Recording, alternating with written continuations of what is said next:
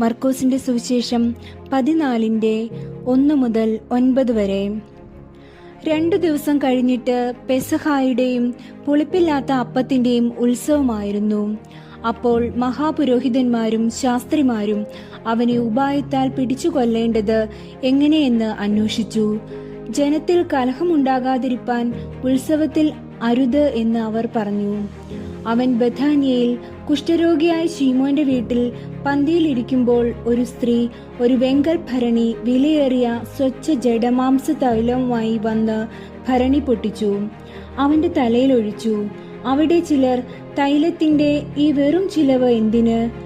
ഇത് 300 അധികം വെള്ളിക്കാശിന് വിറ്റ് ദരിദ്രർക്ക് കൊടുപ്പാൻ കഴിയുമായിരുന്നുവല്ലോ എന്നിങ്ങനെ ഉള്ളിൽ നീരസപ്പെട്ട് അവളെ ഭർസിച്ചു. എന്നാൽ യേശു, ഇവളെ വിടുവിൻ, അവളെ അസഹ്യപ്പെടുത്തുന്നത് എന്ത്? അവൾ എങ്കിൽ നല്ല പ്രവൃത്തിയല്ലോ ചെയ്തത്. ദരിദ്രർ നിങ്ങൾക്ക് എല്ലായ്പ്പോഴും അടുക്കെയുണ്ടല്ലോ. ഇച്ഛിക്കുമ്പോൾ അവർക്ക് നന്മ ചെയ്യുവാൻ നിങ്ങൾക്ക് കഴിയും.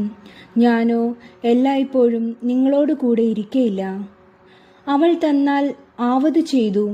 കല്ലറയിലെ അടക്കത്തിനായി എൻ്റെ ദേഹത്തിന് മുമ്പ് കൂട്ടി തൈലം തേച്ചു.